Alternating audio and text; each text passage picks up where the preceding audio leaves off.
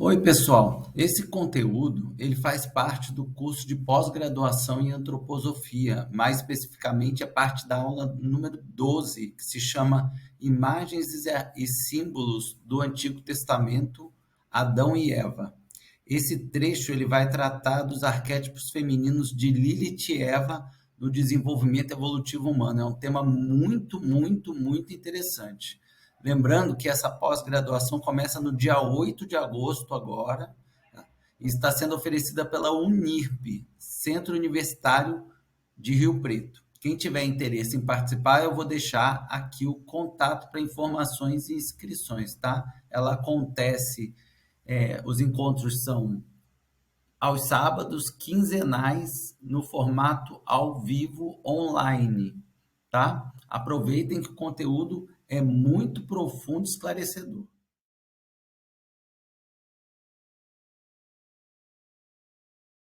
Capaz de ficar, de permanecer, porque o assunto é muito interessante. Eu vou até comentar um pouco sobre algumas questões aqui, por que que eu trouxe o assunto. Eu trouxe a questão porque aqui eu tenho eu gosto de acompanhar o que está acontecendo, né, nas redes sociais, nos temas contemporâneos, né? E a gente está vendo aí muita violência, né, contra a mulher, muito feminicídio, agressões, assim, muita coisa absurda. E, e tem um movimento oculto aí de querer imputar uma submissão ao feminino que tem que se submeter ao masculino como dogma religioso e uma tendência do conservadorismo e manter uma que a mulher tem que obedecer ao marido, que a posição específica da mulher em relação ao homem. E eu cheguei a ver até comentários falando assim, porque a culpa é da Eva, que o Adão pecou, e etc., nesse nível. E isso é muito grande. Pode parecer que não é, mas muita gente é tomada por esse tipo de pensamento realmente. No meio religioso, no meio evangélico, tem essa característica que a mulher não deve estudar e etc. E um monte de absurdo, né? E aí eu vi que esse assunto ele não é muito colocado dentro da perspectiva antroposófica sobre essas forças do feminino, né? Porque, na verdade, as forças do feminino elas são expressões da divindade que vive em todos os seres. Então, eu quis trazer essa concepção é, Na verdade, eu queria trazer do aspecto feminino no indivíduo, né? Porque o indivíduo, quando a gente fala da família primordial, né? Adão, Eva e Caim, Abel e Sete, né? Porque é a família primordial, né? A gente, na verdade, está falando do ser humano individual. Esse é o elemento é o ser humano individual, a família. Então, a gente compreender isso no ocultismo, né? Porque é do ocultismo realmente, né? O Steiner fala que isso essa simbologia é simbologia de iniciados, né? E eu estava trazendo esses temas para os grupos de estudos que eu conduzo. Aí surgiu a questão da Lilith, né? Porque a Lilith é um símbolo contemporâneo, na verdade não é contemporâneo, né? Porque a gente vai ver aqui que ele já existe há séculos, até milênios, né? Mas ela acabou se tornando a Lilith um símbolo da luta feminina até contra o patriarcado, e tem um sentido real sobre isso, né? Então eu estava conversando com o pessoal e resolvi trazer o tema para dar perspectiva antroposófica, né, nesse sentido oculto, para a gente entender tanto as forças de Lilith, quem é a entidade da Lilith, quanto as forças femininas da Eva, e obviamente a gente vai falar, para entender Eva e Lilith, a gente tem que entender esse núcleo individual do ser humano como uma pequena família, né?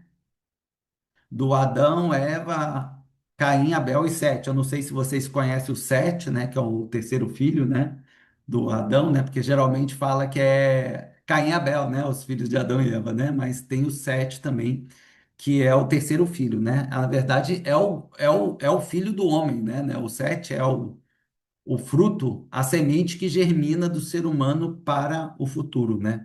Então, eu vou trazer os temas para explicar isso. E aí, observando essa relação da pequena família, a gente vai entender quem é Eva e quem é a Lilith nessa perspectiva, né? E obviamente a gente vai tratar vai compreender também essas perspectivas do aspecto dela ser a primeira esposa de Adão, dela ser a não submissa, ela não se submete, então ela é realmente um símbolo que pode representar essa luta contra o patriarcado.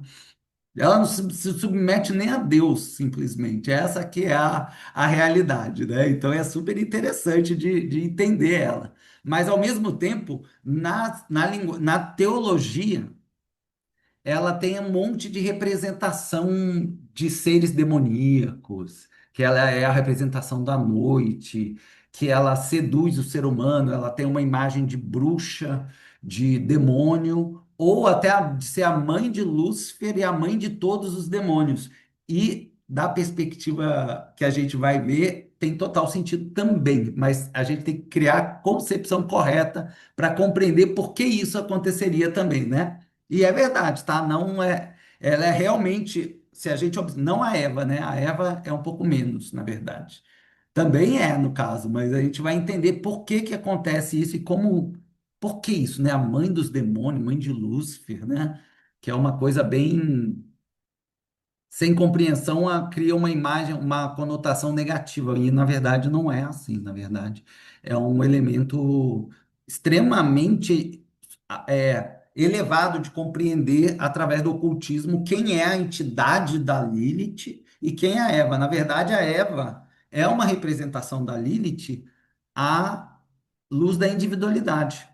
No elemento microcósmico, a gente tem a Eva, e no elemento macrocósmico, nós temos a Lilith. Então, a gente vai entender essa relação das duas figuras, que são forças arquetípicas do ser humano e da manifestação, né? No caso, como a gente está falando de macrocosmo, a gente está falando de manifestação como um todo. Então, a Lilith é a representação macrocósmica feminina e a Eva, no âmbito individual, do ser humano, não é da mulher nem do homem, é do ser humano, é essa representação do feminino na individualidade, microcosmo, tá? Então eu vou explicar isso tudo direitinho. Eu não sei, alguém aqui de vocês já teve aula comigo alguma vez? Não, primeira vez. Algum encontro? É, primeira. Ah, tá. Então é o seguinte, eu trabalho em slides, tá? Então eu vou apresentar o slide. Por que que eu faço assim? Porque a gente está tratando de antroposofia. A antroposofia é bem difícil, né? A gente que estuda um pouquinho de antroposofia, ou conhece um pouco, pelo menos, sabe que é bem difícil. Então as interpretações, a gente pode gerar interpretações equivocadas e etc. Então eu gosto sempre de me fundamentar exclusivamente, assim, essencialmente no Steiner para justificar o conteúdo. Então eu trago em slides os trechos e explico ponto a ponto. Então fica a síntese no slide e aí eu vou explicando ponto a ponto com os trechos do Steiner e etc. Tá? No final, né, quando acaba a aula, eu mando a gravação e mando esses slides que ajudam muito como síntese, tá? Que eles têm os conteúdos aqui explicados ponto a ponto, e se você pegar os slides depois e só ler os slides, você volta tudo na cabeça de forma bem rápida, porque ele tem a síntese do que a gente vai apresentar, tá? Tudo fundamentado na antroposofia, tá? Apesar do Steiner ter falado muito pouco de Lilith, tá? Mas a gente vai compreender o que a gente vai falar aqui, tá? Vou abrir aqui e eu esqueci de voltar. Estava colando aqui para ver passo a passo o que, que a gente tinha que fazer. Então vamos lá. Eve e Lilith, né? Os arquétipos espirituais femininos e o caminho da construção da individualidade em direção ao Cristo, tá? Esse é o ponto principal, tá? Elas são imagens da manifestação que ajudam na condução em direção ao Cristo, ao germinado Cristo individual, tá?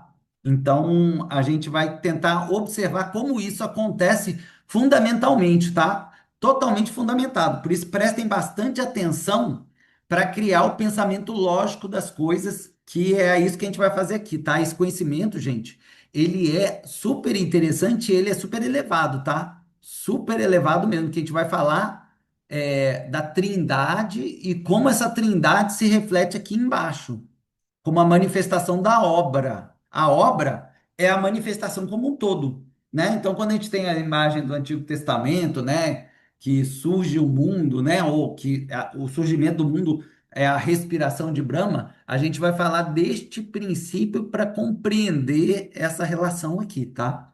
É bem profundo isso aqui. A história de Adão e Eva e seus descendentes não deve ser interpretada literalmente de forma ingênua. Estamos lidando inteiramente com a obra de iniciados, de modo que cabe a nós buscar um significado oculto. Se a Bíblia não for lida de forma irrefletida e refletida em um sentido mais elevado, muitas coisas se tornarão evidentes. Rudolf Stein, na GA 93, tá? Na GA 93, nesse texto aqui, nessa conferência, ele fala muito desse aspecto da pequena família, tá? É, então é isso que a gente vai fazer, literalmente, tá? A gente vai buscar o significado oculto dessa história de Adão e Eva e seus descendentes aqui na esfera terrena, tá? Aqui, a gente vai entender isso a partir daqui.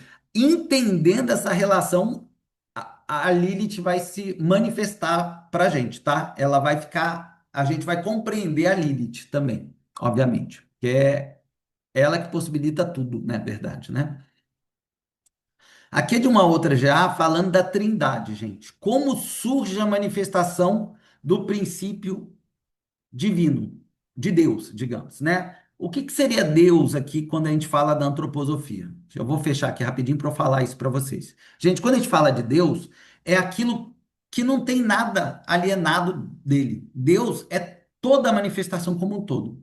E ele é considerado pela antroposofia o incognoscível, ou seja, o ser humano ele não consegue alcançar a compreensão plena de Deus, porque realmente Deus é algo que nunca começou e é eterno. Então, como a gente compreende a manifestação do mundo a partir dele? Então, a gente aprende um mecanismo de manifestação das coisas, e é isso que o Steiner vai falar. Então, quando a gente fala de Deus na antroposofia, a gente está falando aquilo que não tem nada separado. Se não tem nada separado, não tem algo que a gente possa perceber externamente para falar. A Deus está lá e eu estou aqui. Então, quando a gente está em Deus, nós somos o todo e não há nenhum aspecto de consciência separado do todo, tá? Este é chamado de primeiro logos ou Pai também, tá? Quando a gente fala Pai, Filho e Espírito Santo, no esoterismo cristão, é isso. O Pai é onde está tudo unido e não há nada separado externo a essa figura do Pai, tá? Estamos em Deus. Então, não sou eu e a Hélida e a Bruna e a manifestação do mundo. Eu sou a Hélida, a Bruna sou eu, é a mesma consciência. E o mundo também. Então é a mesma coisa, não tem separação das coisas, tá? Esse é o princípio de Deus, tá? Isso com tudo, com todo o cosmos, tá? É algo que não está manifesto externamente. Então não tem a obra da manifestação. É apenas a consciência divina. Então esse é o primeiro logos, tá? Então vamos falar sobre como surge a manifestação desse ponto, né? Toda a vida, em suas múltiplas formas, surgiu dessa unidade do logos. Nele reside toda a diversidade, tudo que se manifesta surge dele, né? Mas ainda inseparada, indiferenciada e oculta. Ou seja, eu não consigo diferenciar nada, não tem diferenciação, tá? Assim como se torna cognoscível, como eu posso perceber a manifestação, como nós fazemos hoje, né?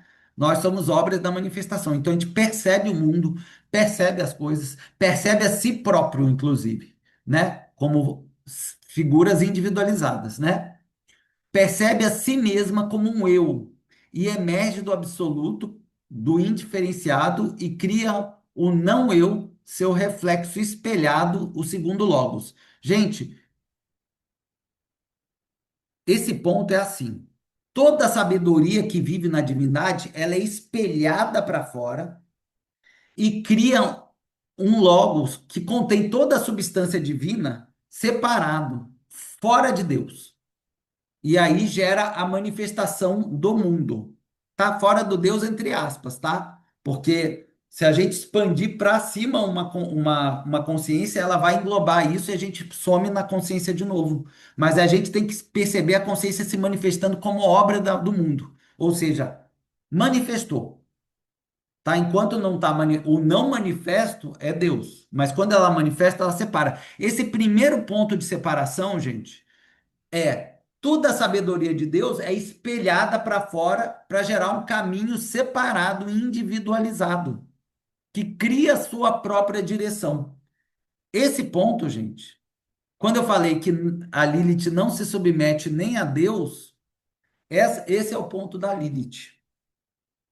Quem se manifesta como filho não é o filho agora. Ele é o aspecto feminino espelhado da divindade que não se submete. Esse ponto é a Lilith. É a imagem espelhada de Deus, realmente. Ela também é conhecida, fala como primeira esposa de Adão, mas na verdade é quando Adão é imagem e semelhança de Deus, não quando Adão ainda já é humano. Quando ele é a imagem e semelhança da divindade, ele é a Lilith é sua primeira companheira. Então, quando ela emana da divindade o espelhamento para criar um caminho vivo individualizado, essa é a Lilith, tá? Eu vou explicar e a gente vai ficar mais claro conforme a gente caminhar aqui dentro, tá? Então, surge o seu reflexo espelhado segundo Logos. Então, esse segundo Logos seria a manifestação, tá?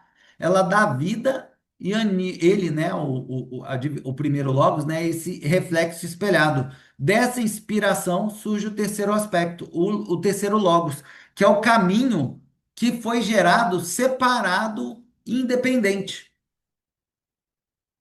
Temos uma substância divina que ele se espelha e gera um caminho próprio. Aí ele dá vida e esse caminho, conforme ele vai gerando frutos, todos esses frutos é o terceiro logos.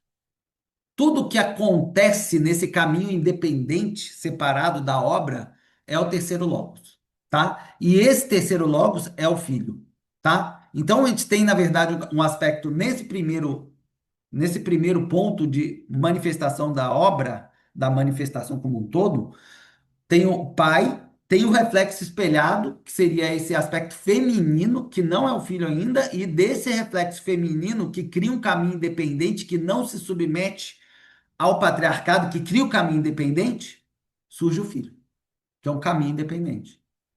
Então aí a gente tem pai, mãe e filho, e não pai, filho e Espírito Santo ainda, tá? Nesse primeiro ponto. E esse aspecto feminino é o que chamamos de Lilith, realmente, tá? Olha aqui, vamos lá. Assim, o primeiro logos, o indiferenciado, no qual a vida e a forma permanecem inseparadas, deve ser considerado como o pai. O tempo começa com a sua existência, ele separa de si mesmo seu reflexo espelhado, a forma, o feminino, que ele então preenche com a sua vida, o segundo logos. Esse segundo logos é o feminino. E desta animação emerge o terceiro logos como filho, como forma viva e animada, como pai, mãe e filho. GA 88. O que que isso quer dizer?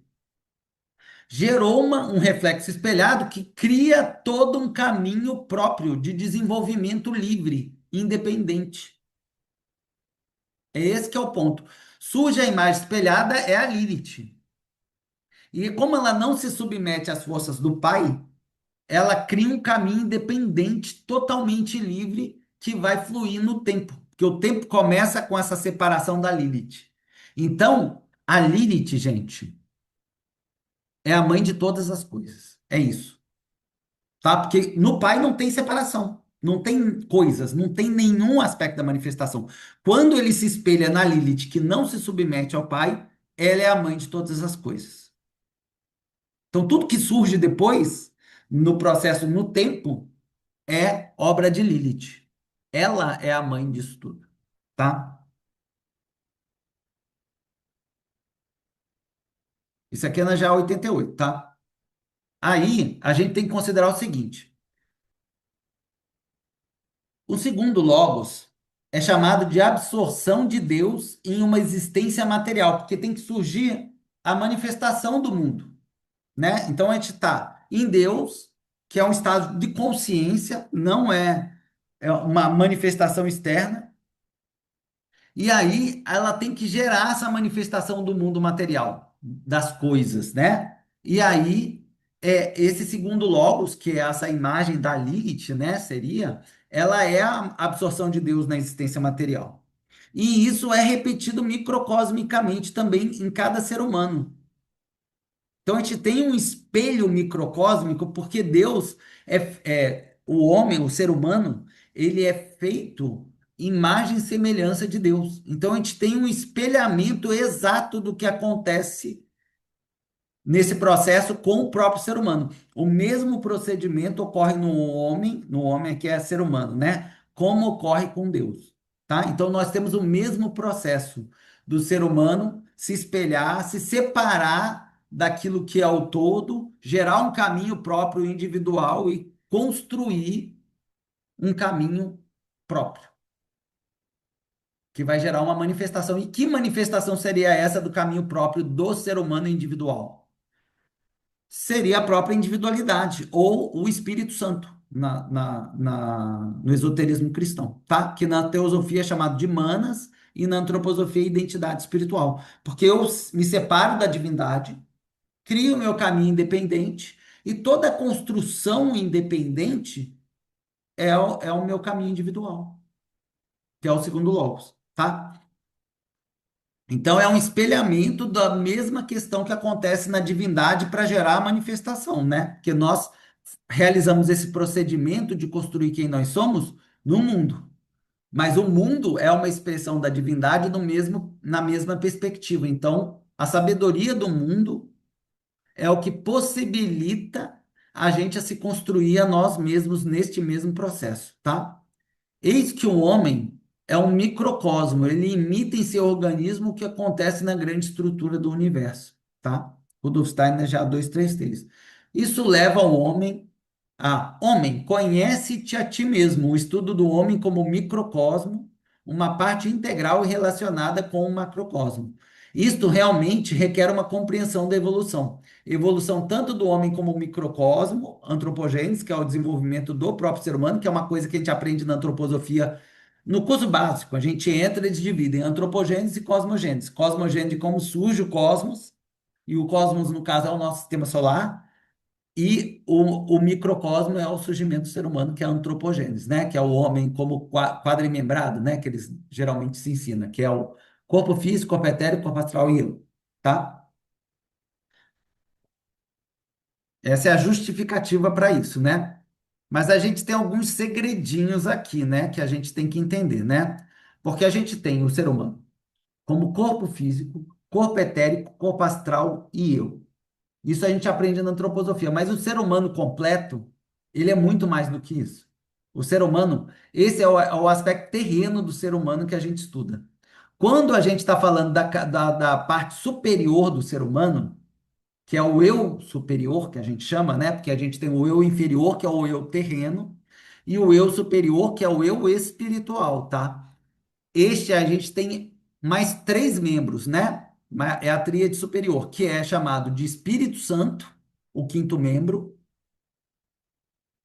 que é a individualidade propriamente dita, tá? De forma mais sintética, é a individualidade e é chamado na teosofia de manas, tá? Porque a gente ouve muito na teosofia, quem estuda a teosofia fala lá manas, Buddha e Atma, né? No caso, esse quinto membro, que é a individualidade propriamente dito, ele é o manas, né? Ou identidade espiritual da antroposofia e no esoterismo cristão é o Espírito Santo, né? Nesse caso aqui dessa GA 99 ele explicita logo o termo do esoterismo cristão, que é o Espírito Santo. Acima do Espírito Santo, nós temos um outro membro que é o próprio Cristo. Ele é chamado de Christos, que é o Budi, tá? Na teosofia e no esoterismo cristão, se é o Cristo, é o Filho, né? Que é o Pai, o Filho e o Espírito Santo, né? O Filho é o Cristo, né? O Filho de Deus, né? E o sétimo membro do ser humano é o Atma, que é o pai, propriamente dito no esoterismo cristão. Esses três membros superiores do ser são os mais elevados que o ser humano pode alcançar por enquanto. Olha que interessante isso. Por enquanto, porque nessa etapa de desenvolvimento da evolução da nossa manifestação arquetípica, que vem desde a evolução do princípio da manifestação, quando surge o ser humano, digamos, na antroposofia, na cosmogênese, é colocado como a primeira encarnação planetária, que é chamado de Antigo Saturno. É até onde a gente pode alcançar a consciência, tá? Desses três elementos.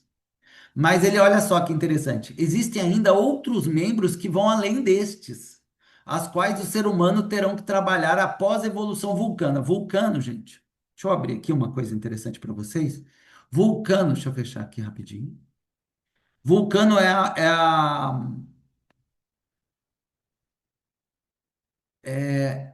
a sétima encarnação planetária, tá? Segundo essa cosmogênese da antroposofia. Eu vou abrir aqui o slide só para a gente se situar. Aqui é a cosmogênese da onde a gente estuda a antroposofia. Então, aqui tem um elemento, um ser que doa em sacrifício a sua substância, e aqui começa o segundo logos da nossa existência atual, na segunda antroposofia. Então, a antroposofia estuda o antigo Saturno, o antigo Sol, o antigo, nós estamos na Terra, depois vamos para o futuro Gêmeos, futuro Vênus e Vulcano. Esse caminho arquetípico é tipo uma biografia, tá? Da Terra, isso aqui. É tipo, não, é exatamente a biografia da Terra, tá? É um espelhamento do que a gente vive como ser humano, tá? Por isso que a gente pode falar do futuro da humanidade, da evolução na antroposofia. Porque quando a criança nasce, gente, aqui, ó, biografia humana. Quando a criança nasce, não, a mãe, a mulher ficou, teve o feto, né? O zigoto, né? Foi concebido ali o óvulo e formou o zigoto. Então ela vai gerar um ser. Aí quando acontece a concepção, a gente já pode fazer uma profecia sobre o futuro. Se tudo correr bem, daqui a 9 meses nasce a criança. Quando chegar em torno dos 7 anos, ela começa a se desenvolver intelectualmente. Depois dos 14 anos, ela amadurece sexualmente, vai chegar à vida adulta, vai se desenvolver aqui em torno aqui, ó, dos 33, geralmente a idade de Cristo. As forças vitais vão começar a enfraquecer e o que que acontece? Ele começa a envelhecer e uma hora ele vai ficando mais velho, uma hora ele vai morrer e é isso que vai acontecer com a biografia humana. Se tudo correr bem. Isso aqui é a mesma coisa, tá, gente? Acontece a concepção aqui do tempo da evolução macrocósmica, e esse aqui é o processo no tempo da evolução macrocósmica. Então, tem processos determinados. Durante 9 meses, está formando o neném na barriga da mulher. Então, tem um tempo para isso acontecer. Tem que acontecer para que o neném consiga estar vivo no mundo. Mas se passar desse tempo e o neném não nascer, o neném morre. Então, tem um prazo para isso acontecer. Aí depois acontece outro processo, depois acontece outro e assim sucessivamente. Aqui é a mesma coisa, tá? Então, esse é o processo de evolução do nosso sistema solar, segundo a antroposofia. Quando ele fala que o homem espírito, que é o pai do ser humano, a gente só alcança essa consciência quando a gente evolui aqui até Vulcano, e que depois a gente alcança as outras consciências, a gente vai conceber o que formou isso aqui no começo. Isso aqui é um espelhamento da consciência divina que se espelha, gera uma manifestação independente e ela cria um caminho individual. Olha que interessante. Então, nesse ponto aqui, um tipo de entidade consegue doar sua própria substância, espelhar ela para fora, e aí forma uma Lilith, que é uma existência livre que caminha e gera os seus próprios frutos. Quando esses frutos evoluem, eles em determinado momento continuarem evoluindo, eles vão poder chegar a esse ponto também, de doar sua substância, gerar uma imagem espelhada e isso continuar. Isso aqui é chamado de árvore da eternidade, gente.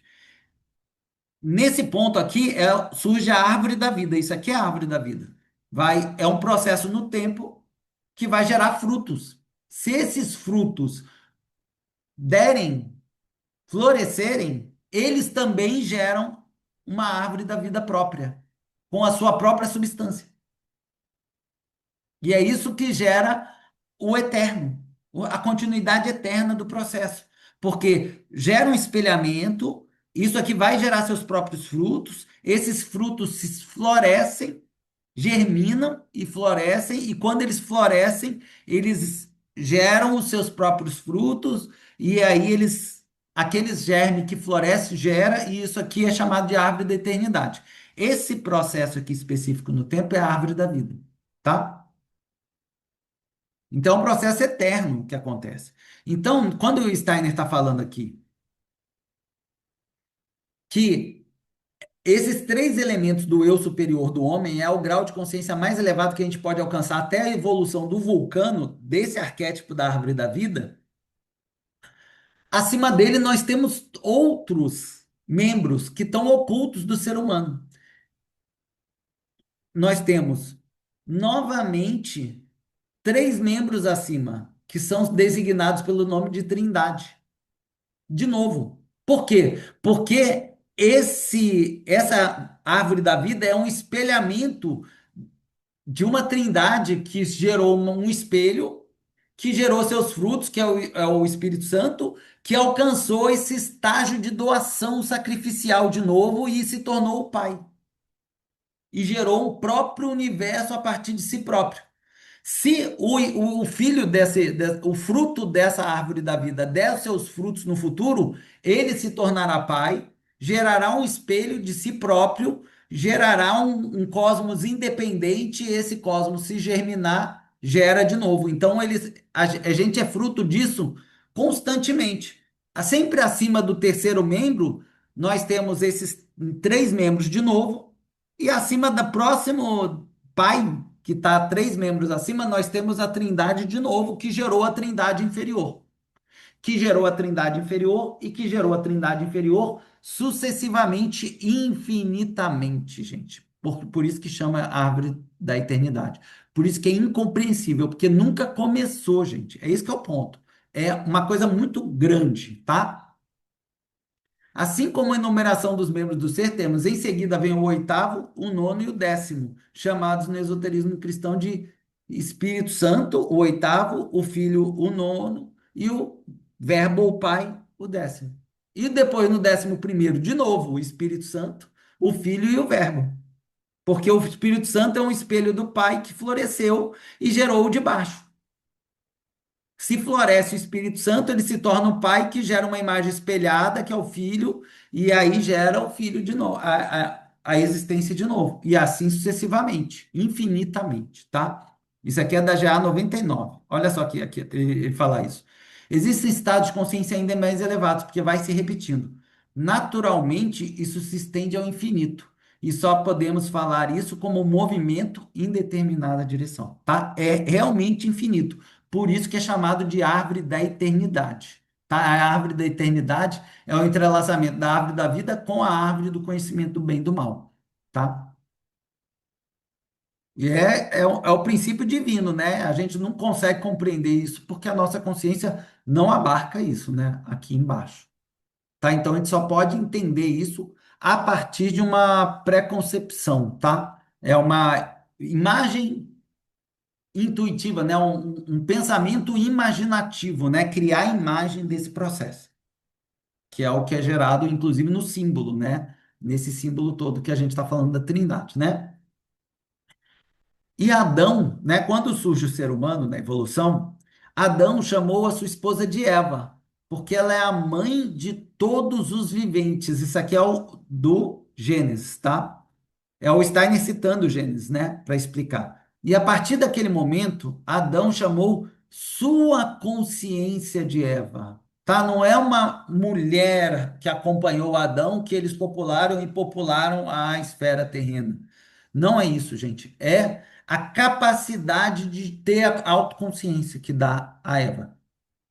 A Eva é o aspecto que gera um mundo de imagens interiores do próprio ser humano. O Adão é perceber essas imagens apresentadas pela Eva e falar eu para essas experiências. É isso que ele faz. Por isso que a Lilith não se submete, mas a Eva é submissa ao eu do Adão.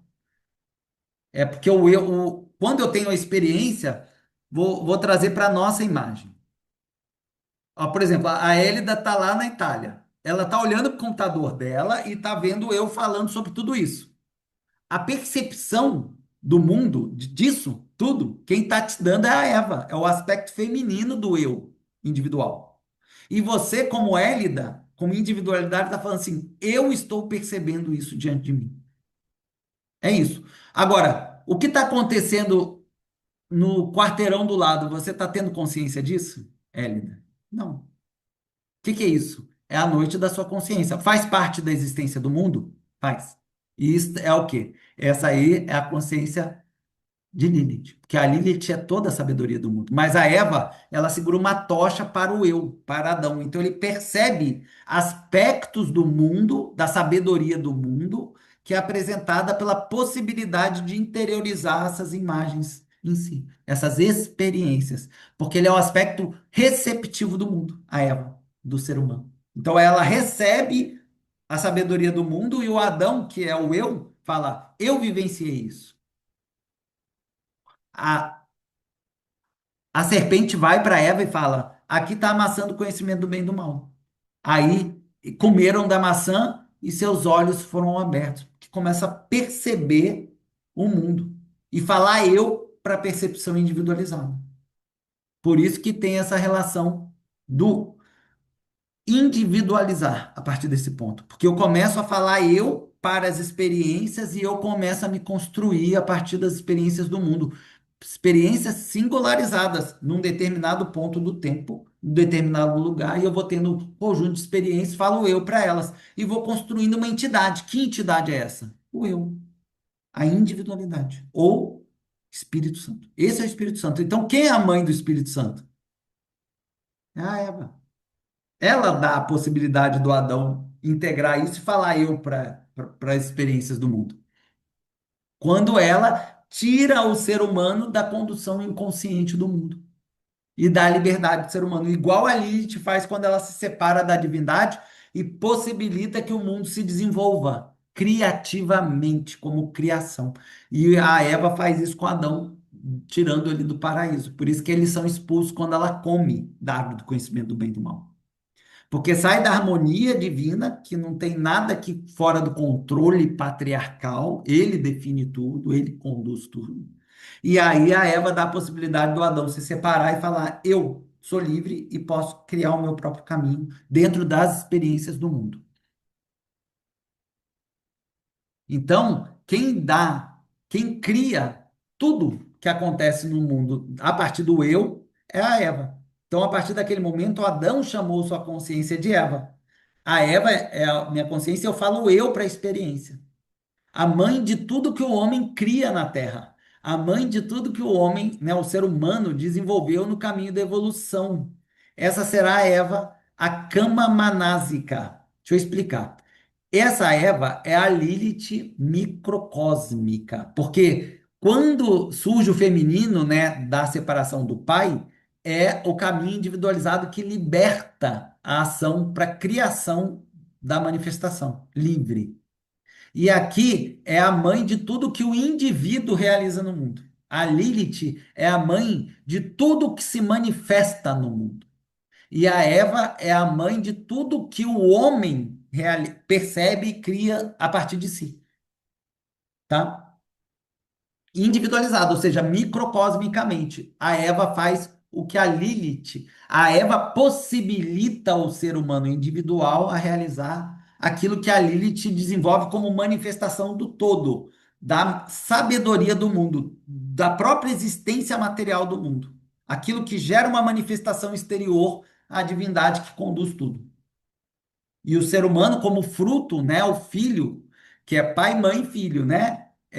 essa manifestação independente.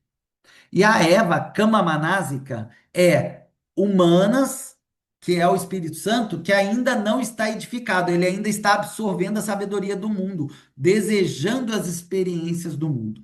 Então ele vai, acorda e quer experimentar o mundo, por isso que os sentidos são abertos e perceberam que estavam nus, Adão e Eva, tá? E a partir desse momento ele começa um caminho individual, único. A natureza humana primitiva deveria absorver os impulsos do ambiente através dos sentidos, né? Por isso que quando come, os olhos são abertos. Não é só os olhos, né? Eles percebem o mundo exterior diante de si e pode falar eu para aquela experiência, tá? Para integrar as experiências individuais e esculpir ou modelar a identidade espiritual, que é o Espírito Santo, ou individualidade, né? O processo de individualização. A vida anímica, né, o mundo da alma, surge pelo fato de que o ser humano transforma interiormente as impressões do mundo exterior. O princípio de Lilith, que é iluminado pela Eva no âmbito individual, porque Lilith é a expressão do mundo. Aí vem a Eva e te ilumina um ponto, uma perspectiva, que é a experiência individual. Que agora, por exemplo, no nosso caminho aqui, eu estou aqui em Florianópolis, a Hélida está lá na Itália experimentando essa experiência, e a Bruna também está em outro lugar, né? Também vivenciando essa experiência singular, que é fruto da possibilidade, que a Eva individual, microcósmica do eu humano, o aspecto feminino, possibilita. Aquilo que os sentidos lhe trazem precisa ser configurado interiormente. E nessa configuração se forma a sua essência interior individual única. Aí surgem os frutos dessa comunhão do Adão com Eva, tá? Que a gente tem um fruto, a gente constrói três frutos, que é a alma das sensações, a alma do intelecto e a alma da consciência, que é Abel, Caim e Sete. Então a gente vai ver isso sendo construído.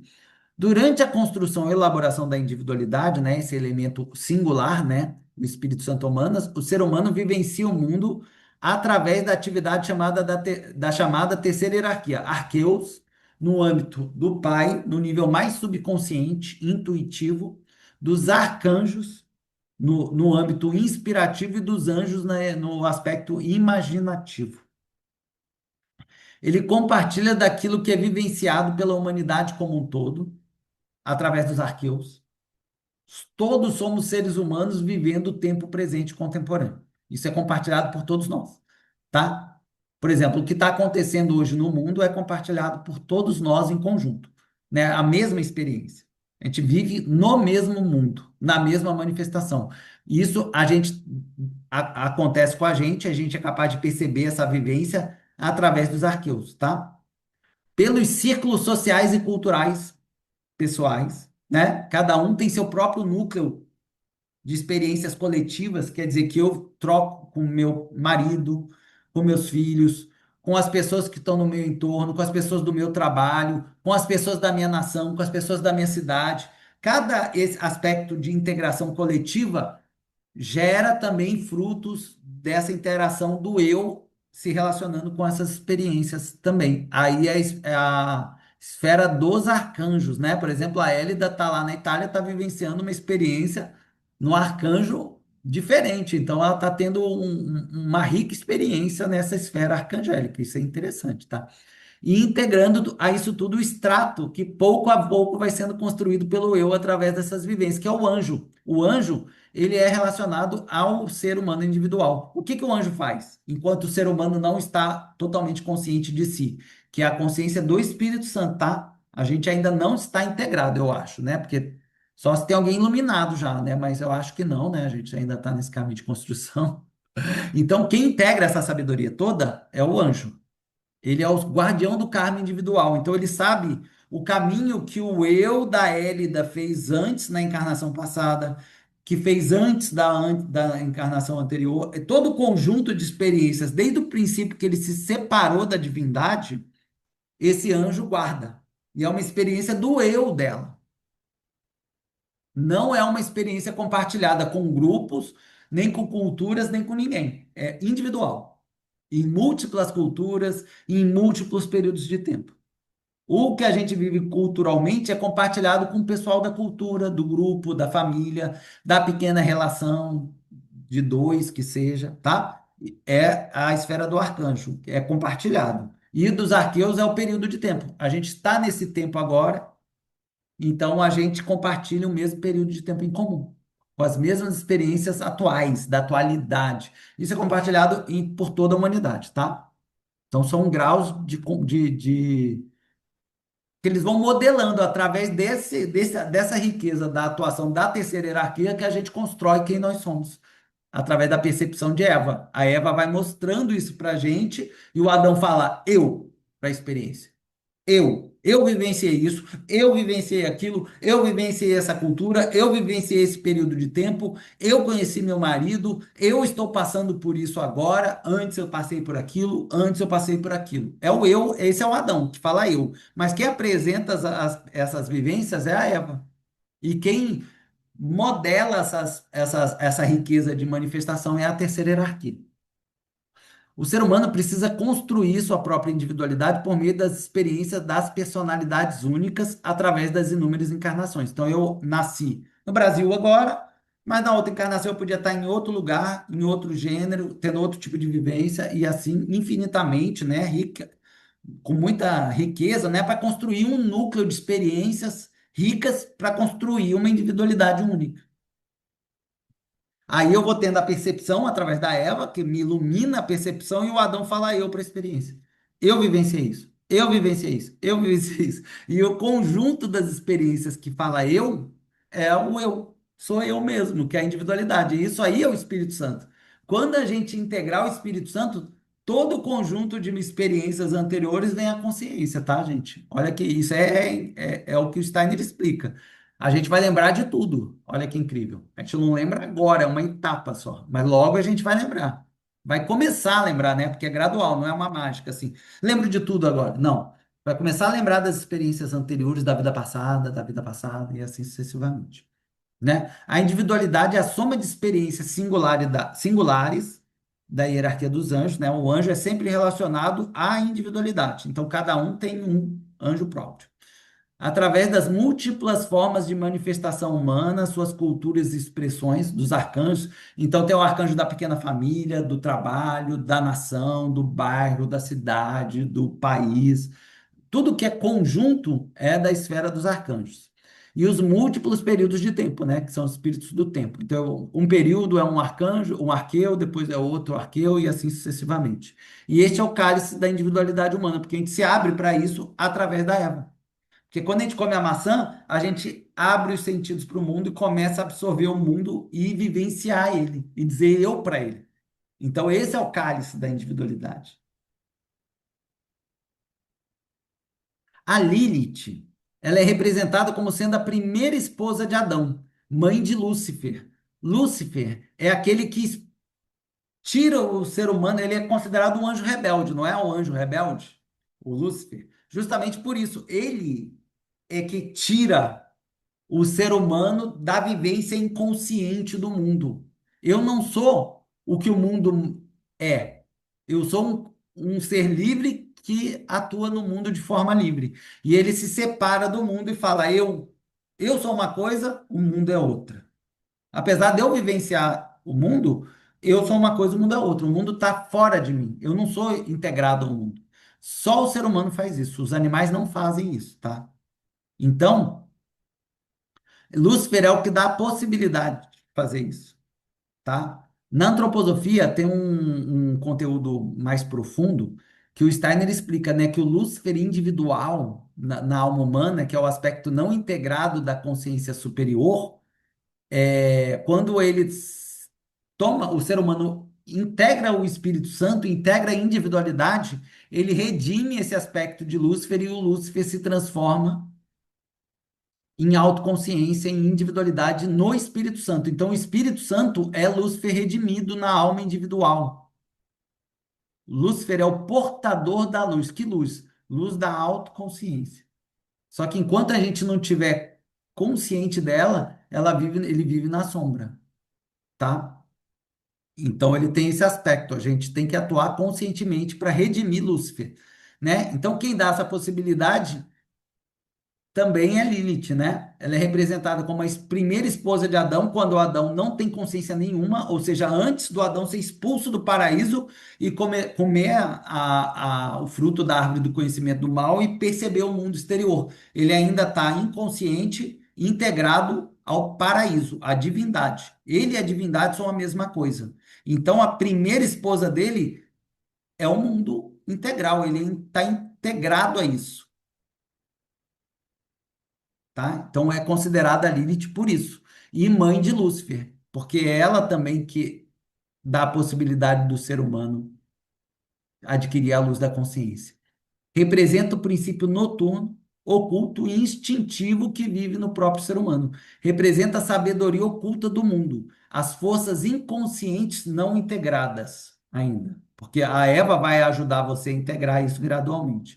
Pré-morais, porque se eu não tenho consciência de mim, eu sou conduzido pelas forças do mundo, não tem moralidade. Eu não posso falar, fazer algo certo nem errado. Igual os animais, né? O leão, quando ele come a zebra, ele não está fazendo uma maldade, porque ele não tem essa concepção moral das coisas. Ele só age instintivamente porque ele é conduzido pelas forças do mundo, né? Então ele não tem essa concepção. E não submissa, porque ela não se submete ao eu, justamente, porque quando você ilumina, você mata esse princípio. Então, quando ela ainda está na noite, Lilith significa noite, tá? O nome original. Por isso que ela tem esse símbolo noturno e é representada com essa imagem mais de sombra, né? Aqui que a gente está vendo da Lilith, ela é a noite, né? E a luz que é iluminada pela Eva é a que ilumina a consciência individual. Então eu percebo os aspectos de Lilith a partir do meu ponto de vista individual. Lilith é a sabedoria do mundo, toda a sabedoria do mundo. Porque quando ela se separa da divindade, ela gera a obra toda. E tudo que é construído, que manifesta no mundo, é filha de Lilith. Tudo. Certo, errado, belo, feio, tudo. Ela é mãe de tudo. Tudo que se manifesta. Das artes, das guerras, das sombras, das luzes, da obra. Tudo que acontece, que manifesta, é filho de Lilith. Por isso que ela é a mãe de tudo. Tá? Só que ela ainda está no inconsciente. A tarefa do ser humano agora é ganhar consciência do processo macrocósmico. E esse é o princípio do Cristo. Então ele tem que edificar esse processo para poder germinar o fruto desse processo. Tá? É isso que a gente vai ver. Então ela representa as forças pré-morais e não submissa, porque ela não é submissa ao eu. O ser humano não tem consciência dela. Só o que a Eva apresenta a ele. O todo, a sabedoria do mundo como um todo, o ser humano não tem consciência disso. E por isso que ela não é submissa ao eu, por isso que se tornou um símbolo do feminino contra o patriarcado, porque o Adão não pode falar eu para Lilith. Não pode estar acima dela. Ele está abaixo dela. Ela não se submete. Então tem essa representação aqui que é muito simbológica, né? Eva representa um aspecto receptivo feminino, que simboliza a receptividade ao conhecimento do mundo, o conhecimento do bem e do mal, né, do fruto. Por isso que ela abre e o Adão é capaz de perceber, interiorizar as experiências. Quando você está percebendo o mundo, você está num processo receptivo ao que está acontecendo no mundo. Quando você está agindo, não. Quando você está agindo, você está ativo no mundo, você tá, não está recebendo, você está atuando. Mas quando você está percebendo as coisas, você está no princípio receptivo. Tudo que a gente constrói é a partir desse princípio inicial de recepção. Porque tudo que a gente constrói, tudo que se manifesta no mundo, é fruto desse princípio feminino, seja na esfera de Lilith ou seja na esfera individual da Eva, porque tudo que a gente percebeu e construiu como a nossa história veio dessa capacidade receptiva da Eva em nós. Quem é a Hélida? Quem é a Bruna? Quem é o Leonardo? É o fruto das experiências do passado que culminaram no eu atual. Eu falei eu para um monte de experiências e eu sou a soma dessas experiências no tempo. Essa é a individualidade, esse é o Espírito Santo. Então, ela que gera o Espírito Santo a partir de si. Ela é a mãe de toda aquilo que eu vivencio no mundo. enquanto a Lilith é a mãe de tudo que surge no mundo como um todo. Eu sou só as coisas boas que eu criei, ou eu sou fruto, eu sou também os erros do passado? Eu sou tudo, né? Eu sou os erros que eu cometi também. É esse que é o ponto.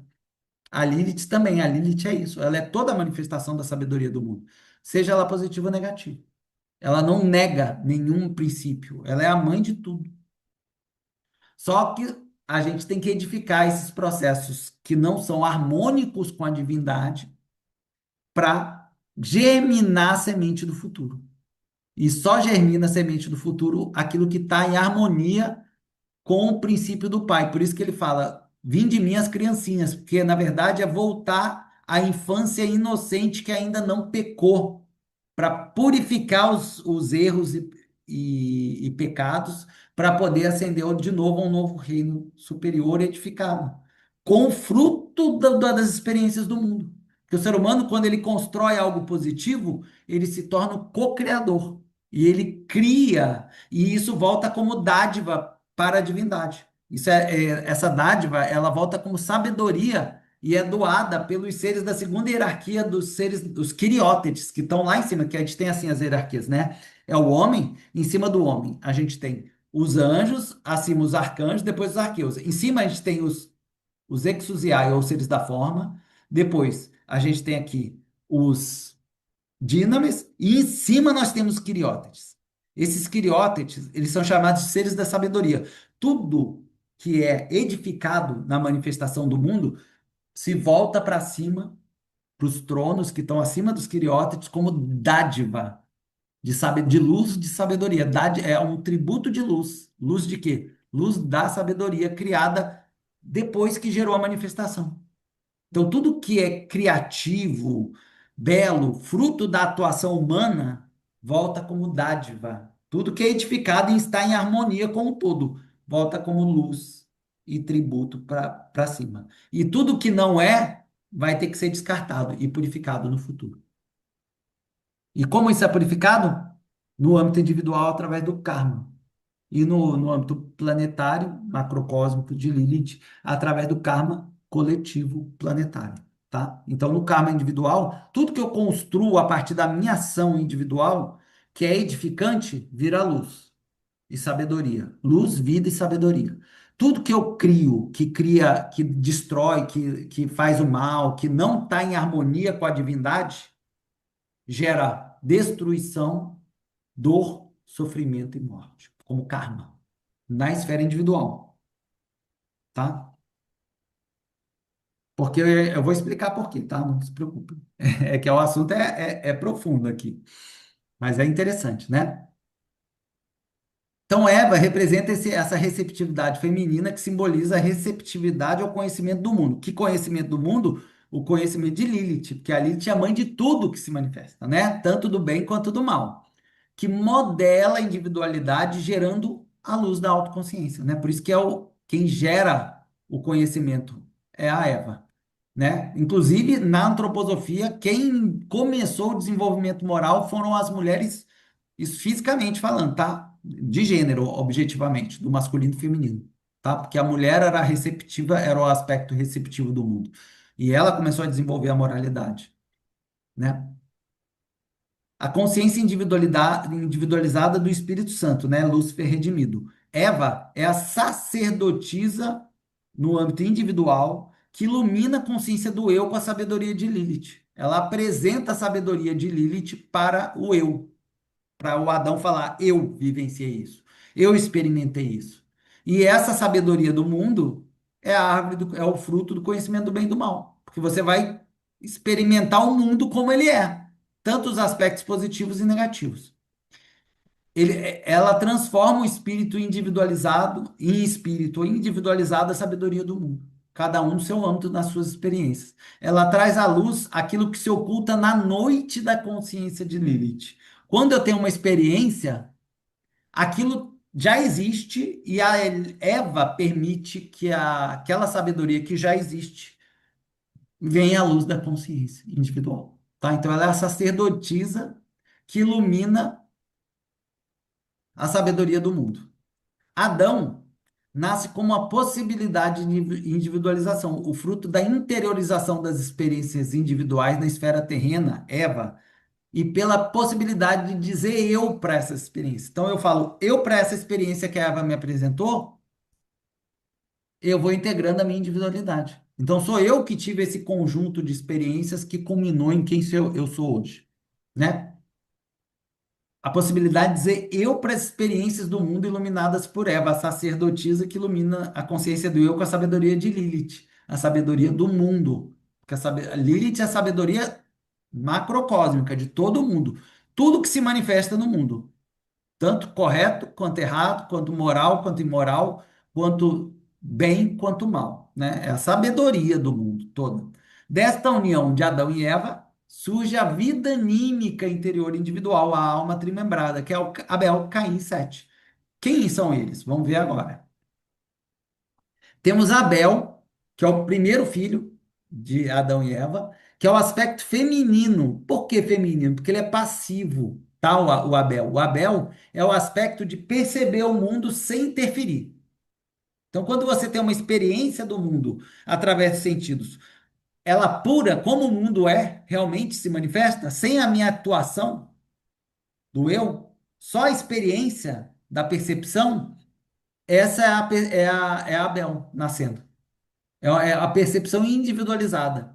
Por exemplo, a gente está tendo a mesma experiência em conjunto aqui, mas cada um está percebendo do seu ponto de vista a experiência. Essa experiência que é singular do seu ponto de vista é a imagem de Abel, sem você interferir, julgar, sem nada, tá? Só a percepção contemplativa do processo, tá? É a obra. Por isso que quando a gente tem duas pessoas observando alguma coisa, eu percebo de um ponto e a outra percebe do outro. A experiência do meu ponto da contemplação é única, é o Abel. E a percepção do outro ser humano, que a Eva ilumina para a consciência do Adão, ao fruto da percepção singularizada do ponto de vista dele, é Abel, tá?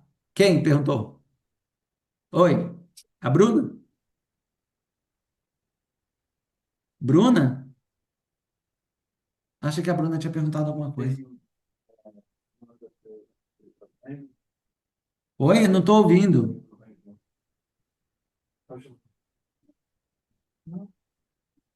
Ah, eu acho que o áudio está aberto. Tá. Achei que tinha perguntado. Tá? Então, entendam isso. Então, a percepção pura, contemplativa do mundo, sem a minha interferência do eu, só a percepção aberta que a Eva apresenta é o Abel. Então, a percepção pura do mundo, né? Aquela expressão de Lilith que Eva revela a Adão, né? A percepção individualizada. Então eu percebo, do meu ponto de vista, eu vou ter uma visão das coisas, eu vou ouvir de um jeito, eu vou experienciar de uma forma singular. Essa é a alma das sensações, que é o aspecto inferior da alma. Abel era o pastor de ovelhas. Como pastor, aceita-se a vida tal como o Criador apresentou. Não se cultivam rebanhos, mas sim se cuida deles. Portanto, Abel representa a revelação da divindade e então simplesmente a cuida. O guardião dos rebanhos, o protetor daquilo que foi colocado na terra. Esse é Abel, Rudolf Steiner já 93. Ou seja, ele percebe o mundo e essa percepção pura, sem interferência do Adão, é Abel, que é aquela percepção que a Eva apresentou pura de Lilith para o eu, sem a interferência do eu ainda.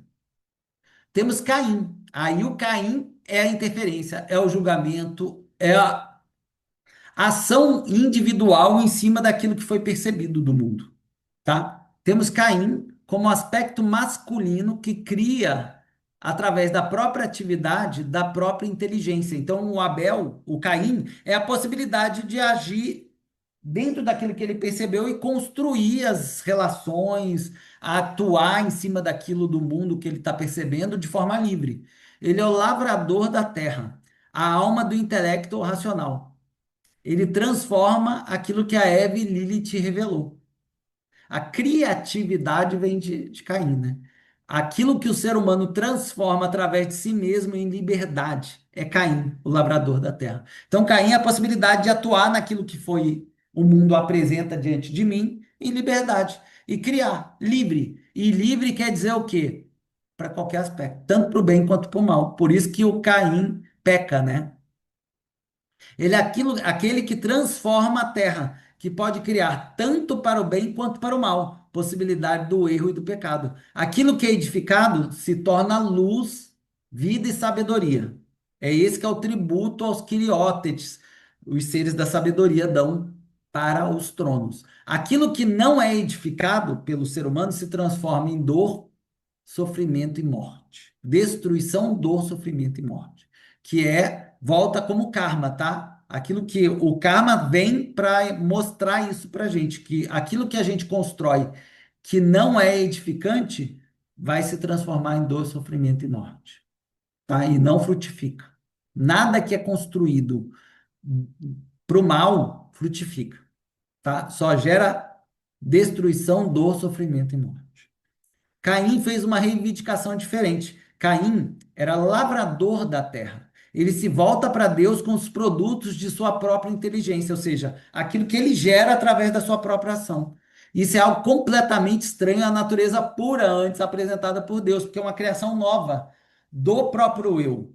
O Caim é um aspecto do eu que pode atuar na experiência pura. E aí é algo novo. Ele se torna o co-criador, o ser criativo é o Caim. Ele que cria. Pois é algo que o homem alcançou por sua própria liberdade. Tá? Já 93 também do Rudolf Steiner.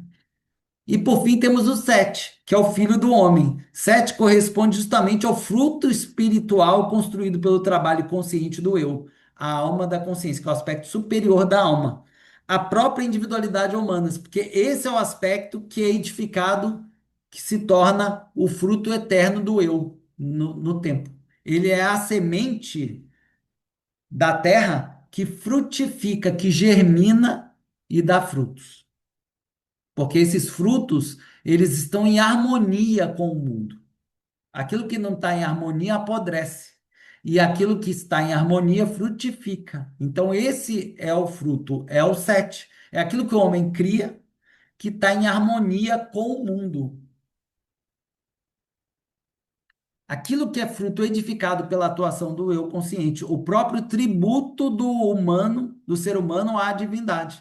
Então, tudo que eu crio, que é moral, belo, edificante, que traz harmonia e etc., é o sacrifício. E esse é o dízimo, tá? É o dízimo que o ser humano tem que dar quando a gente fala nas igrejas evangélicas que eles falam do dízimo, que tem que dar não é dinheiro, gente. Isso aí é interpretação materialista que não tem nada a ver. O dízimo é eu trabalhar em mim mesmo para cocriar algo que floresça para o mundo positivamente. Esse é o tributo que o ser humano tem que dar para a divindade. Não é dinheiro na igreja para a igreja, é o oposto. Inclusive, isso aí é o aspecto que destrói a individualidade humana. O dízimo é o tributo que o ser humano dá à existência como fruto da própria edificação moral individual. Então ele para de atuar só para si egoisticamente e começa a atuar em prol do mundo, ou seja, ele dignifica a sua atuação e gera o sacrifício.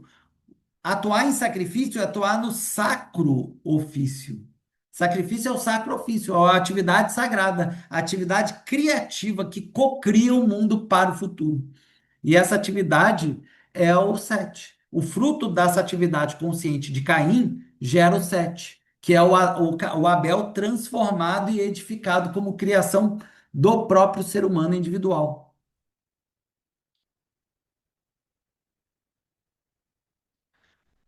Na segunda frase, em tantos anos, o que indica um longo período de tempo, Adão gerou um filho, Sete, à sua semelhança. Quem é o Sete? É o próprio Espírito Santo, tá? No início da época de Adão, temos homens à semelhança de Deus, porque ele é um espelho inconsciente da divindade. Ainda não criou um caminho individualizado, totalmente imagem e semelhança da divindade. No final da época, né, antes do pecar, né, aí ele é expulso do paraíso, erra, acerta, erra, acerta, erra, acerta, né? E no final da época de Adão, a semelhança de Adão, a semelhança humana.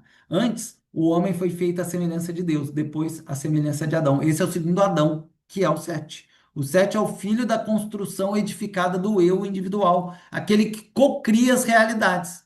E ele é o fruto que no futuro vai alcançar um grau de desenvolvimento que vai gerar seus próprios frutos no futuro e gerar uma nova árvore da vida, que vai gerar seus próprios frutos e vai no futuro e vai gerar esse ciclo infinito da divindade. Por isso que ele tem que ser edificante em harmonia com o todo, para poder não ter impulsos nada destrutivo que gere desarmonia para frutificar sempre o futuro, para gerar esse ciclo eterno, né? Porque a árvore da vida surge com a Lilith, gera manifestação, essa manifestação gera os seus frutos, que são os seres humanos, aqueles que germinam, que geram o Espírito Santo, são a possibilidade do futuro.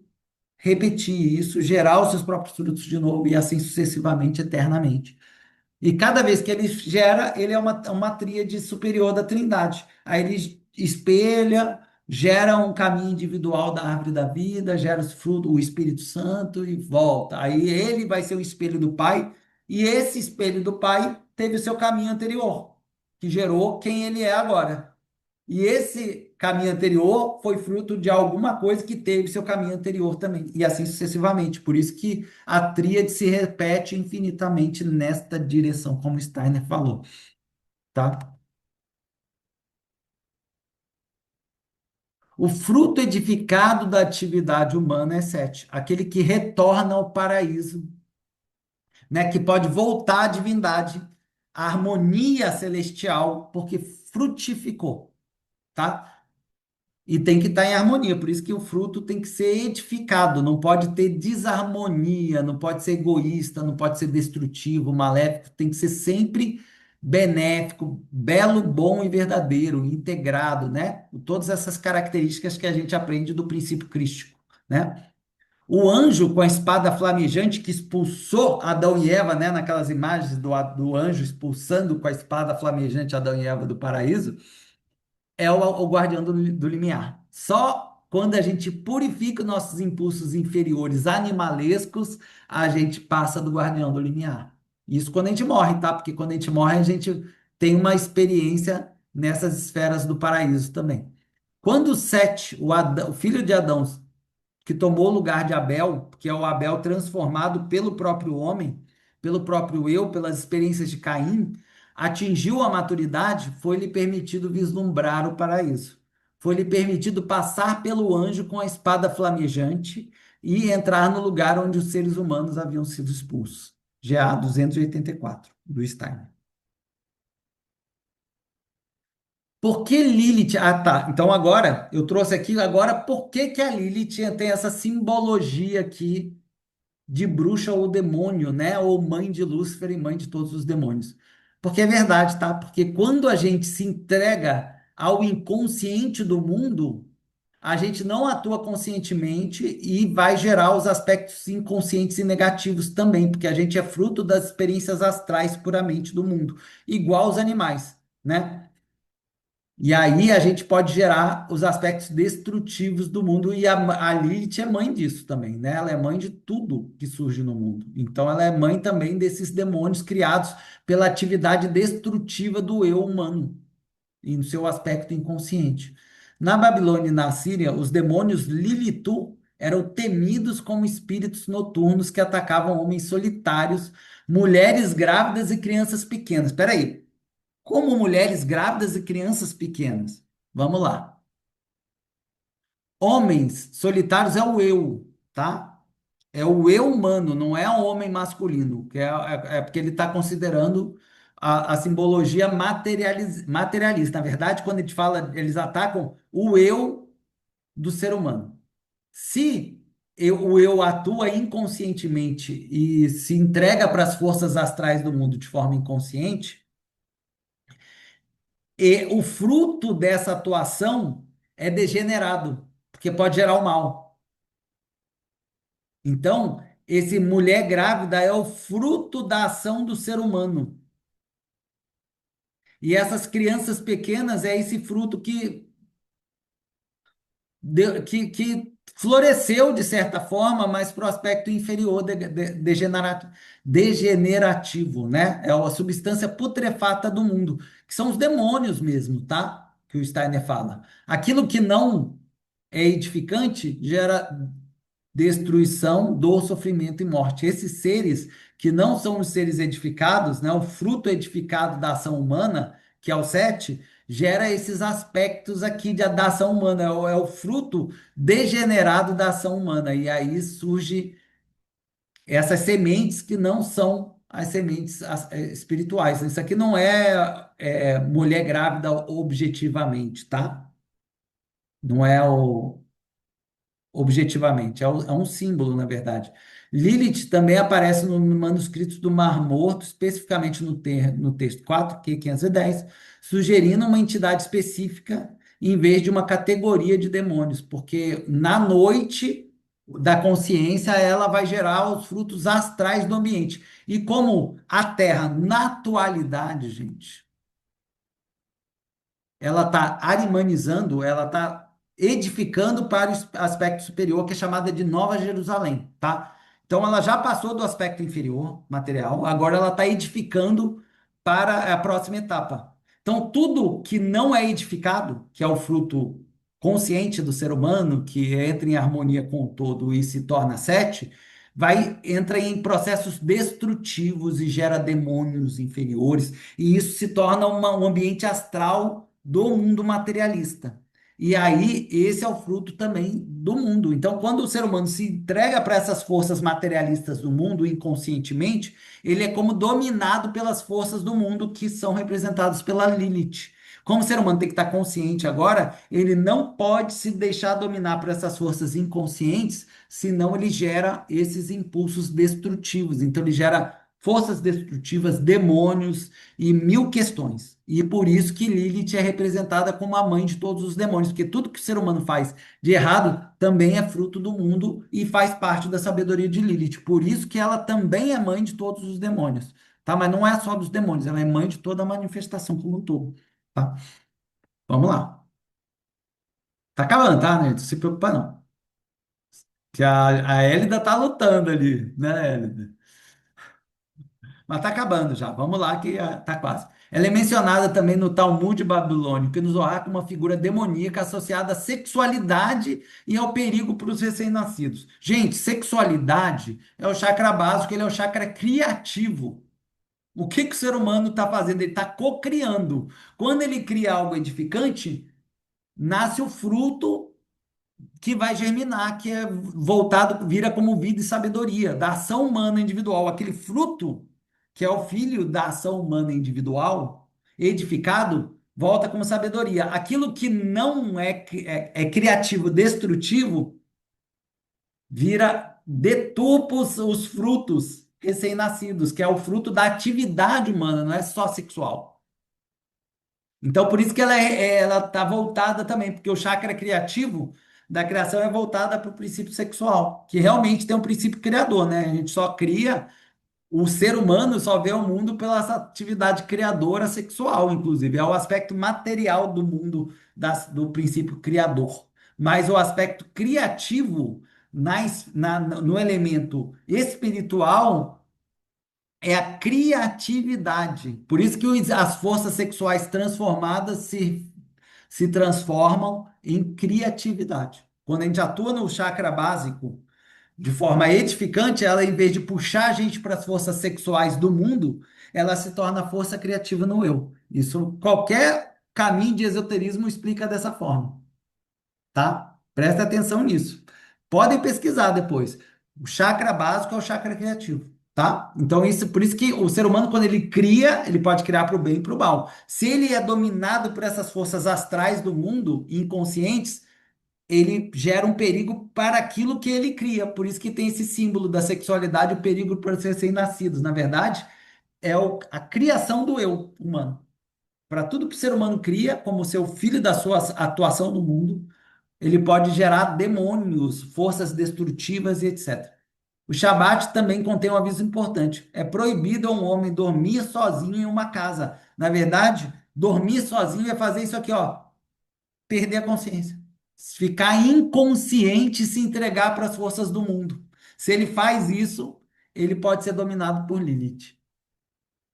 Para que Lilith não se apodere dele. Esta passagem retrata Lilith como um súcubo, um demônio feminino que seduz os homens dormindo, ou seja, os homens que estão não autoconscientes, que eles não perdem a capacidade de falar eu para a experiência. Então, eles se entregam com as forças astrais do mundo, que são frutos da sabedoria do mundo. Mas a sabedoria do mundo são os aspectos positivos e negativos. Quando ele se entrega para isso, Lilith pode dominar ele. Por isso que ela também é representada como uma força de sedução do eu. Mas esse homem não é um masculino ser humano, é o princípio do eu.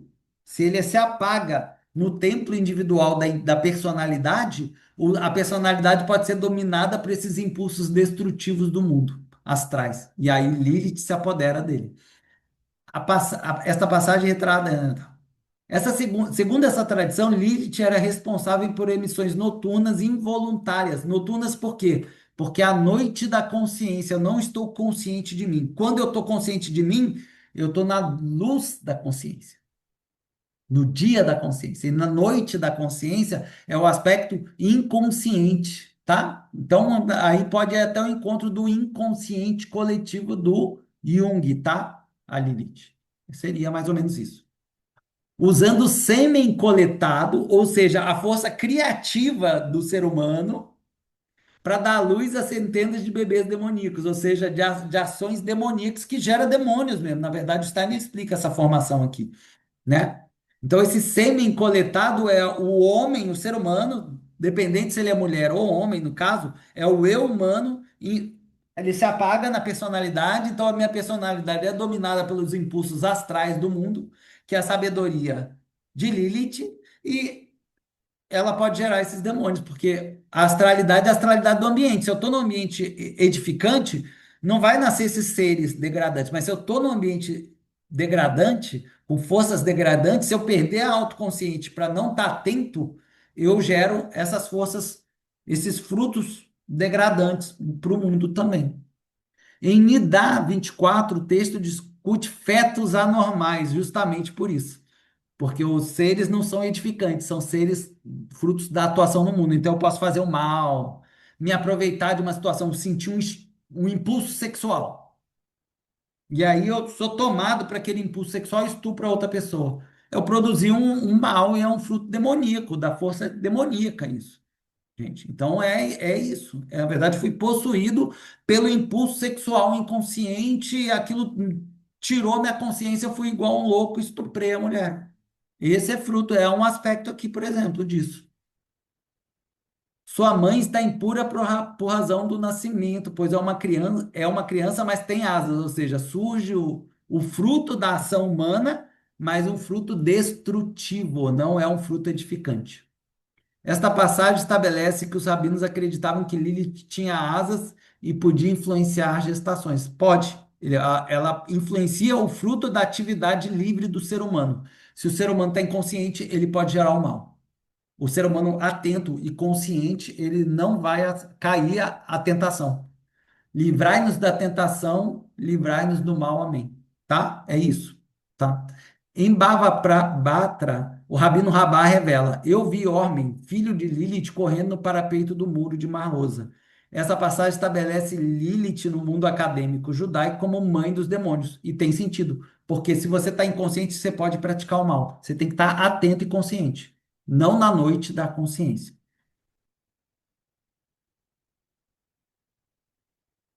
Goethe incluiu Lilith em sua obra-prima Fausto, em 1808, onde ela aparece como uma bruxa sedutora.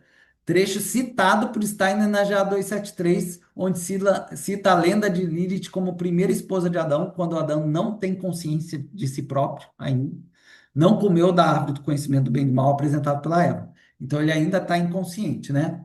E mãe de Lúcifer. Se ao menos eu não perdesse o juízo, né, no Fausto, do Goethe. Se ao menos eu não perdesse a consciência, isso significa que ele não deseja passar pela experiência com a consciência reprimida, ou seja, abrir mão da consciência e atuar instintivamente de forma atávica. Ele prefere vivenciá-la em plena consciência, é estar atento com a consciência do eu desperta, a consciência desperta do eu. Em um sabá de bruxas como esse, né, esse processo é o Mefistófeles leva o Fausto para um sabá que é uma festa de bruxas, né? E aí as bruxas seduzem os seres humanos e etc. A consciência podia ser facilmente embotada e isso não deveria acontecer. Pense na profundidade com que Goethe aborda o assunto. Segundo a lenda, Lilith foi a primeira esposa de Adão e mãe de Lúcifer. Assim vemos como Mefistófeles está se valendo das artes luciferianas à sua disposição, mas como algo inferior que também entra em jogo. Algo que no discurso seguinte equivale a uma tentação, porque ela tenta, os impulsos astrais do mundo tentam o ser humano e ele cai e peca. Que ele faz inconscientemente porque ele se entrega às forças astrais do mundo. Além disso, Fausto teme perder a consciência. É isso que o Mephistófeles faz com o Lúcifer, no caso, né? Perdendo a consciência, cairia muito baixo. E Mephistófeles gostaria de promover isso. Ele já havia levado Fausto ao ponto de ter parte de seu corpo etérico exposto. Quando acontece isso, Lilith vem e puxa o ser humano para sua esfera. E aí o ser humano não consegue se identificar como eu e se entrega para a vivência do mundo. Quando o corpo etérico é exposto, tá? Eu não vou adentrar nisso, que é um tema complicado. Mas se o corpo etérico do ser humano ele está integrado aos limites do corpo do corpo físico, tá? Quando o ser humano quer, ele se abre um pouco esse corpo etérico em determinado limite até onde ele tem domínio. Se ele abrir demais, ele perde o domínio e ele se funde à sabedoria do mundo. Esse que é o ponto do mundo, no caso, é a sabedoria de onde eu estou vivenciando o mundo, no caso do humano individual, tá? E que lhe permitiria ver Lilith aparecer, ou seja, a sabedoria do mundo, e ser dominado por ela, né?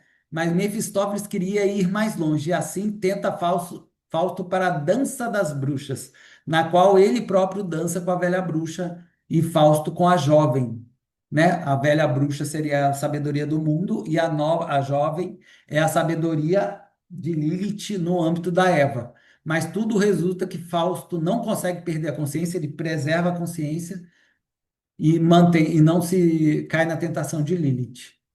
273 AGA que ele fala isso, né? Aqui, ó, a imagem, olha, como se fosse o Fausto, a Lilith, a Eva, a bruxa, é o aspecto feminino seduzindo a consciência do Fausto. E ele começa a perder a consciência nesse princípio da sedução do aspecto feminino, da receptividade ao mundo. E ele não pode perder a consciência do eu. Steiner diz, segundo a lenda, que Lilith foi a primeira esposa de Adão e mãe de Lúcifer. Mefistófeles tenta Fausto para a dança das bruxas, onde Fausto dança com a jovem bruxa e teme perder a consciência, revelando a tentação de Lilith em uma arte luciferiana. Ou seja, ele para de perder, ele perde a consciência de si próprio para integrar a consciência do ambiente, do mundo, no seu entorno. Que é isso que Lilith tenta fazer com o ser humano no inconsciente. A nossa tarefa é manter a consciência desperta do eu, tá? Então, para finalizar, gente, que já está na hora, né? Eu só vou ler o último slidezinho, que é o que já passou, só para a gente saber essa perspectiva da mãe do mundo.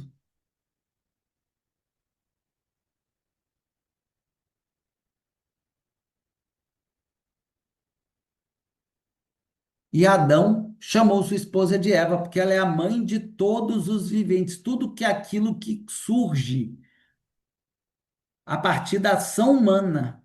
Ela é mãe, é a Eva. Ela que propicia isso. E no âmbito macrocósmico é a Lilith, que é a expressão da consciência da sabedoria do mundo, tá? Então, essa é a diferença da Eva para a Lilith. A Lilith é a sabedoria gerada no mundo como um todo. Ela é mãe de tudo, tá? Em todos os aspectos, não é malignos, tá? Positivos e negativos. Como a tarefa do ser humano é estar consciente de si, tudo que a sabedoria do mundo que puxa o ser humano inconscientemente pode gerar esses frutos destrutivos.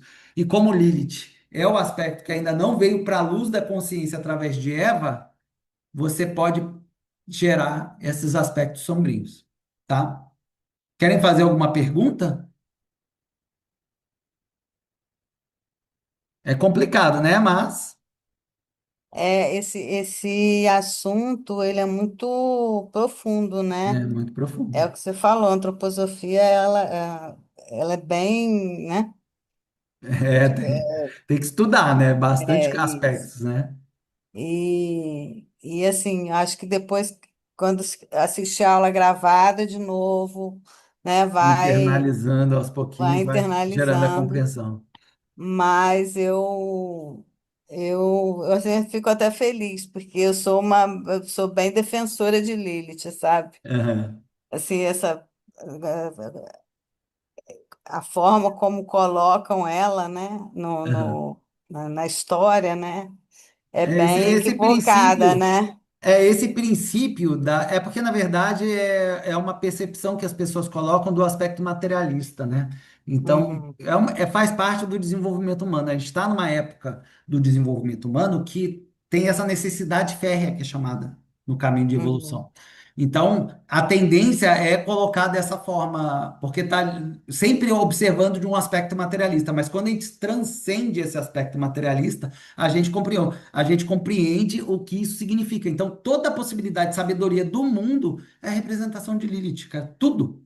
Tudo que possibilita a manifestação. A manifestação separada da divindade que não se submeteu ao Pai, a divindade é a Lilith. uhum, Por isso que o Steiner fala no primeiro slide que eu expliquei para vocês, que quando se separa a imagem espelhada, é a divindade no aspecto da manifestação como Lilith. E aí surge a sabedoria do mundo, que vai se construindo em liberdade, porque ela não está mais submetida ao Pai. Olha que uhum. interessante, né? É. Mas acho que a Bruna vai falar. Não, pode falar, Elida. Essa, Mas deu para vocês criarem a concepção, mais ou menos, do que foi apresentado, ou ficou muito confuso para vocês? eu vou ter que escutar de novo. Eu também ia falar isso, eu vou ter que assistir de novo, mas foi interessante porque eu já li bastante sobre Lilith, mas sobre outra perspectiva, assim, né? Ah, Mais da psicologia analítica, que- mais junguiana, uhum. e é outro lugar, né? Que Na verdade, porque se você considerar, é porque a gente está falando assim, do que o Jung traz especificamente ou da interpretação a partir do princípio junguiano. Porque, na verdade, a Lilith, se a gente fizer essa relação com o Jung, ela é o inconsciente coletivo, na qual o ser humano, através das experiências individuais, vai construindo o seu próprio, a sua própria individualidade também, no mesmo princípio, é a mesma relação que a gente está construindo. É conseguir compreender ali de como esse aspecto do inconsciente coletivo que possibilita o próprio ser humano, porque nós, como individualidade, somos frutos da construção do mundo, segundo a antroposofia e segundo o próprio Jung. Então, tudo que eu percebo do mundo e vou construindo através das minhas experiências é o que constrói o eu. E a gente vivencia do que a gente puxa essas experiências? Da sabedoria do mundo que é a Lilith, na verdade. Só que ela não é, a gente não tem ela na luz. Quem ilumina ela para nós, no âmbito individual, é ela no microcosmos, que é a Eva. É o princípio da Eva, no âmbito da individualidade. Ela ilumina os pontos de compreensão de Lilith na esfera do eu. E através dessa jornada no inconsciente coletivo ou na sabedoria do mundo, em Lilith, a gente vai construindo quem nós somos, através das experiências únicas que cada um tem. Que Adão fala eu para a experiência que a Eva ilumina de Lilith para cada um.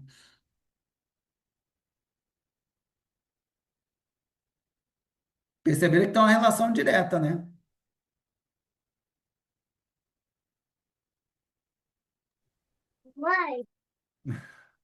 Então tá, gente, eu agradeço muito a participação de vocês, tá? Obrigado pela confiança, né, acima de tudo, de estar participando do evento. E eu mando para vocês, então, a gravação, eu vou mandar por e-mail, qualquer coisa, se vocês não receberem a gravação e esses slides todos aqui, vocês mandam um e-mail para mim e me cobram, porque pode cair no spam, tá? Então fiquem atentos também para olhar no spam, porque eu não tenho o WhatsApp de vocês. O Simpla ele não pede o WhatsApp, aí no WhatsApp você vê se a pessoa responde direto, né? Mas por e-mail fica aquela coisa ainda meio É, pré-histórica, né?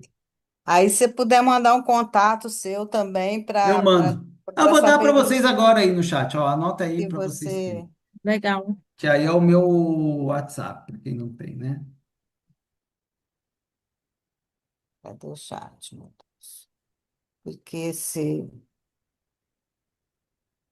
Esse é meu WhatsApp. Aí vocês podem mandar mensagem direto, se precisar do conteúdo pelo WhatsApp eu mando também, que eu acho mais fácil até. Mas como aqui no Simpla não tem muita opção, né? Tem que ser pelo e-mail. Aí tem sempre esse risco da pessoa não receber. Aí eu fico com o pé atrás, falo, nossa, a pessoa participou do evento e não vai receber os conteúdos, né? E assim, se você tiver grupo de estudo, né, nesse sentido também, Eu eu acho vou bem abrir o grupo bacana. de estudo no ano que vem, no segundo semestre, outro grupo de estudo, tá? Aí eu vou até fazer um grupo de estudo especial esse segundo semestre, por conta dos processos que a gente vai adentrar no segundo semestre, por causa da política e etc. Então, eu vou Uhum, começar a explicar.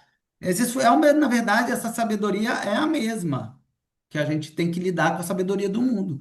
Esse conhecimento todo é o mesmo, só que a gente direciona para o ponto focal que a gente quer, mas a fundamentação tem que ser válida, é a mesma fundamentação antroposófica que vale para toda observação à luz da antroposofia, seja da perspectiva da medicina, da pedagogia, de todos esses.